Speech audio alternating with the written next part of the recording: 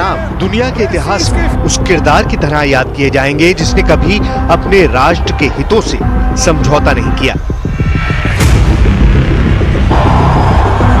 Дорогие друзья, добрый день। Putin का नाम इतिहास के एक ऐसे नेता के रूप में लिखा जाएगा जिसने न सिर्फ अपनी सीमाओं के अंदर बल्कि अपनी सीमाओं के बाहर कभी रूस के दुश्मनों यानी अमेरिका के पांव को जमने नहीं दिया।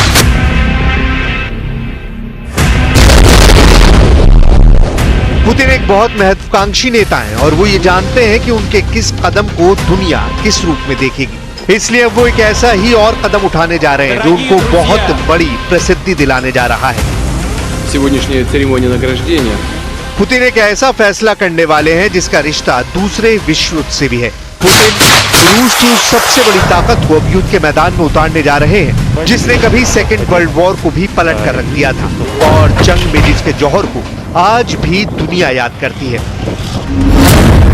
ये है पुतिन की फीमेल टैंकर्स जो अब यूक्रेन में घमासान मचाने की बड़ी तैयारी में जुट चुकी हैं।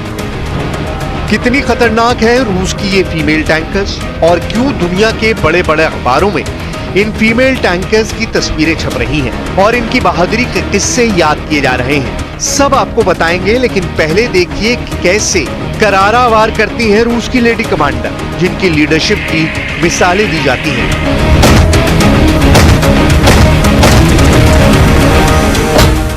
За Ольгу Сергеевну Курсу, за Марию Пирогову, за всех погибших мирных. Что, ребята, огонь? Выстрел! Пошла жара. Еще раз. Еще один. Команду давай.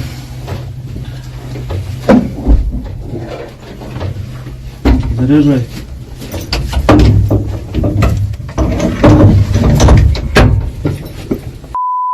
Любовь и пидорасы, вам отдельный привет от меня и моей семьи из Рязани. Мишаня, Саня, Маман, Папуля. Выстрел! Хорошо пошла. ये है रूस की वो फीमेल आर्मी जिसके अंदर कोई खौफ नहीं है, जिसके चेहरे पर कोई शिकन नजर नहीं आती है, जो जंग के मैदान में भी मुकाबला करने की क्षमता रखती है। एक तरफ यूरोप के कई देश यूक्रेन के अंदर मेन बैटल टैंक भेजने की तैयारी कर रहे हैं और दूसरी तरफ दावे किए जा रहे हैं कि पुतिन अपनी फीमेल टैंक आर्मी को जंग के मैदान में उतारने पर विचार कर रहे हैं। यह है रूस का शहर येकातेरिनबर्ग। यहाँ येकातेरिनबर्ग में पुतिन के निर्देशों पर महिलाओं को आर्मी ट्रेनिंग देने के लिए मिलिट्री कैंप चलाए जा रहे हैं।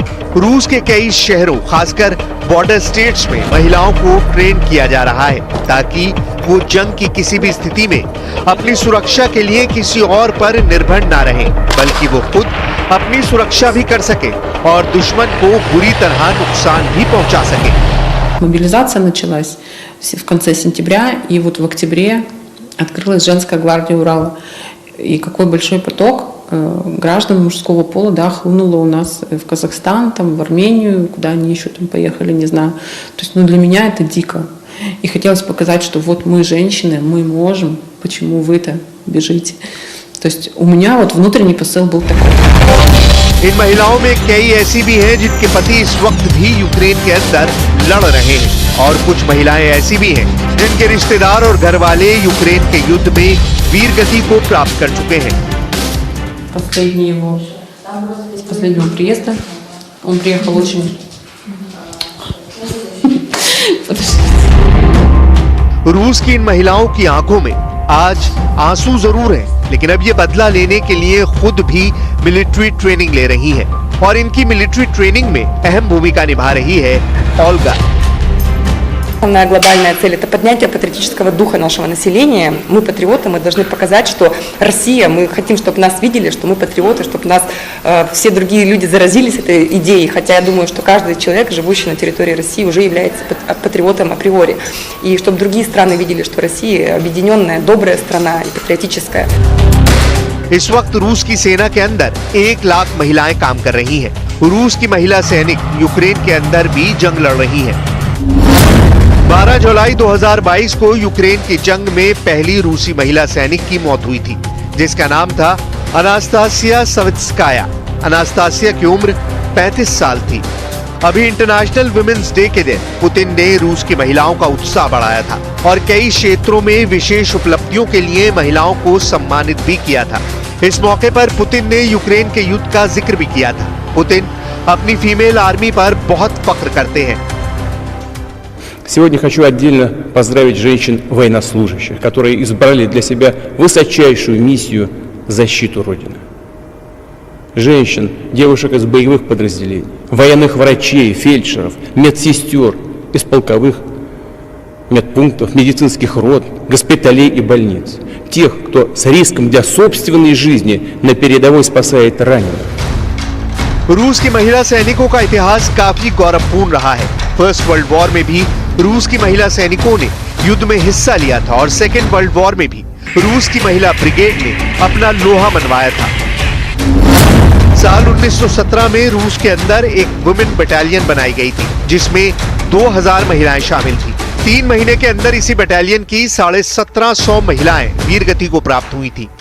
सेकेंड वर्ल्ड वॉर में जब हिटलर की सेनाएं चारों दिशाओं में दिग्विजय पर निकली हुई थी और दुनिया में इंसान की जानों की कीमत बहुत सस्ती हो गई थी, उस वक्त भी रूस की आर्मी के अंदर महिला सैनिकों ने बढ़ चढ़कर हिस्सेदारी निभाई थी। सेकेंड वर्ल्ड वॉर में रूस की 8 लाख महिलाओं ने सोवियत संघ की सेना की सेवा की थी। इन महिलाओं में ज्यादातर नर्स थी, लेकिन वर्ल्ड वॉर के दौरान इन्हीं महिलाओं में pilot, sniper, machine gunner, tank commander भी थी।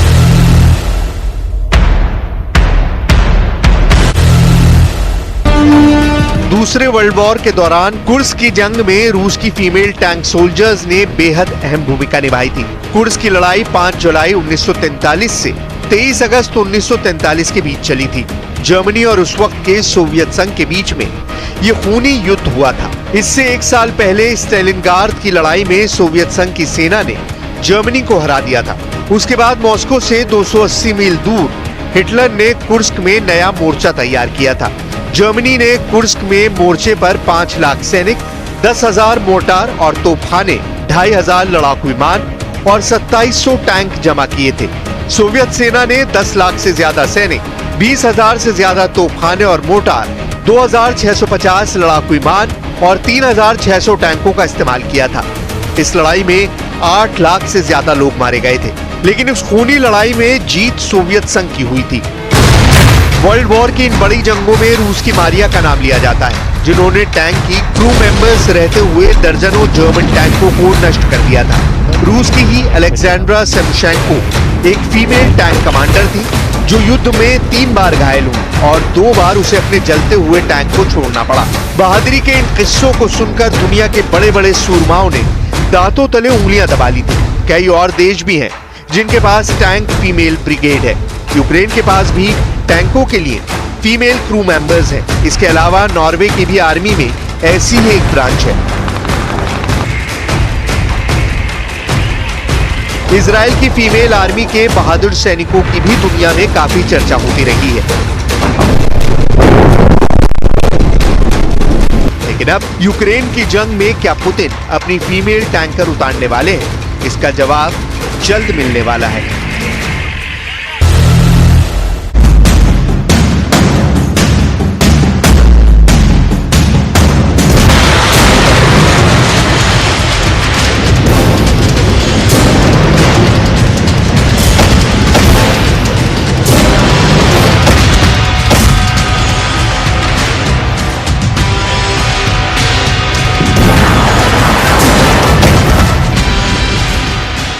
पुतिन की फौज ने बखमुत को करीब करीब कब्जे में ले ही लिया है, लेकिन इस शहर में एक एक इंच आगे बढ़ने के लिए पुतिन ने बहुत बड़ी कुर्बानी दी है।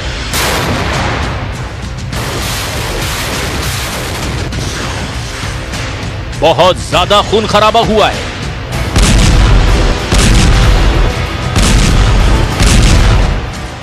और यही वजह है कि पुतिन अब यूक्रेन में सीरिया वाला फॉर्मूला अपनाने के लिए मजबूर हो गए हैं। सीरिया फॉर्मूला आखिर है क्या, इसे बहुत ध्यान से समझिएगा, क्योंकि बख्तरबंद और टैंक वाले इस युद्ध में ये फॉर्मूला सीरिया में कामयाब रहा है। सवाल ये है कि इस वक्त पुतिन का चेचन कमांडर रमजान कादिरोव कहां है? क्यों वो किसी सीक्रेट मिशन पर तैनात कर दिया गया है? वहीं वैगनर चीफ को लेकर रूस में सवाल उठने लगे हैं और उसकी लोकेशन पर भी पुतिन 24 घंटे नजर रख रहे हैं। कादिरोव ने अचानक पुतिन से एक मीटिंग की है। कादिरोव बिना किसी को बताए मॉस्को गया और वहां पुतिन से एक खुफिया मीटिंग की और युद्ध के बारे में कुछ खतरनाक टिप्स भी दिए। В зоне СВО успешно несут службу бойцы Чеченской Республики. Мы выполняем все ваши приказы и нацелены действовать до победного конца. Жители региона полностью поддерживают проведение СВО и считают необходимым достижение ее цели и задач до победного. इस दौरान कादिरोव का चेहरा कुछ अलग नजर आया, जैसे कादिरोव का चेहरा सूजा हुआ है, लेकिन इसके बारे में कादिरोव ने पुतिन को कुछ नहीं बताया। Как ваши парни воюют в зоне СВО, и передайте им самые наилучшие слова. Спасибо им большое. अब बखमुत और जापोरेजिया के मोर्चे पर युद्ध कैसा चल रहा है, उसकी बहुत ही खतरनाक तस्वीरें देखिए, क्योंकि यहाँ लड़ाई आमने सामने की है। गोलियां दोनों तरफ से बरसाई जा रही हैं। एक सैनिक के बॉडी कैम यानी उसके जिस्म पर लगे कैमरे ने ये सब कुछ रिकॉर्ड किया है। युद्ध से ऐसी तस्वीरें कम आती हैं, क्योंकि यहाँ पर एक एक वीडियो के पीछे जान की बाजी लगाई जाती है। यहाँ पुतिन का टैंक भी है। T-90 से यूक्रेन की पोजीशन पर हमला किया जा रहा है। यहाँ पर रूस की फौज एंटी टैंक मिसाइल से भी हमला कर रही है।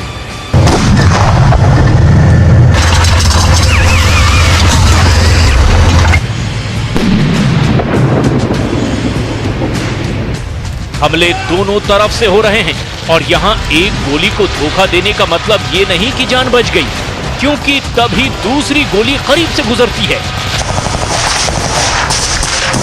बखमुत में युद्ध के ऐसे वीडियो को देखकर समझा जा सकता है कि यूक्रेन में लड़ रहे सैनिक कैसे हर पल अपनी जान हथेली पर रखकर लड़ाई लड़ रहे हैं। पुतिन इस वक्त बहुत ज्यादा प्रेशर में है, क्योंकि रूस ने बखमुत जीतने के लिए जो कुर्बानी दी है, उसके बाद पुतिन के पास कीव की तरफ आगे बढ़ने के लिए कोई और रास्ता नहीं बचा है।